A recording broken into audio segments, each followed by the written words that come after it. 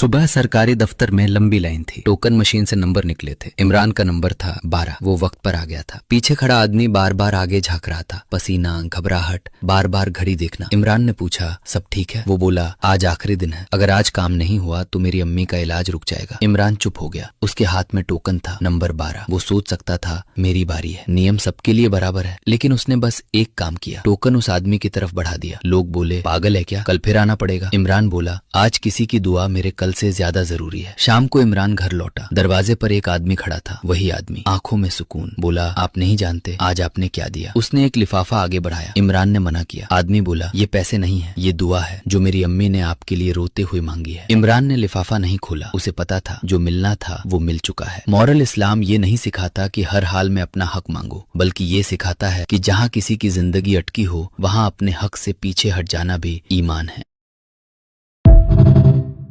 एक छोटे से घर में रोज आवाजें गूंजती थी। कभी माँ की शिकायत, कभी अब्बू का गुस्सा। बातें छोटी होती लेकिन आवाजें बड़ी। उनका बेटा जैन अक्सर अपने कमरे का दरवाजा बंद कर लेता, किताब खोलता, लेकिन आंखें पन्नों पर नहीं रुकती। एक दिन स्कूल से फोन आया। टीचर ने कहा, जैन बात बात पर गुस्सा करता है, दोस्तों से लड़ता है। घर आकर माँ बाप फिर बहस में पड़ गए। तुम्हारी वजह से ऐसा है। नहीं, तुम्हारी वजह से। उसी रात माँ ने देखा जैन सोते हुए भी दांत भींचे हुए था। उसके हाथ में एक कागज था, स्कूल का निबंध। विषय था मेरा घर। लिखा था, मेरा घर वो जगह है जहाँ मैं चुप रहना सीख गया हूँ। माँ बाप दोनों चुप हो गए। पहली बार उन्हें समझ आया, लड़ाई सिर्फ उनके बीच नहीं थी, उस बच्चे के अंदर भी चल रही थी। अगले दिन उन्होंने एक फैसला किया, बात होगी लेकिन आवाज नहीं, मतभेद होंगे लेकिन तौहीन नहीं। जैन ने कुछ दिनों बाद फिर से हंसना शुरू किया, क्योंकि घर अब डर की जगह तरबियत की जगह बन रहा था। मॉरल, बच्चे वो नहीं सीखते जो हम कहते हैं, वो वही सीखते हैं जो हम करते हैं। इस्लाम माँ बाप को हुक्म देता है कि औलाद की तरबियत शोर से नहीं, अखलाक से करो, क्योंकि टूटे हुए घर बच्चों को भी तोड़ देते हैं।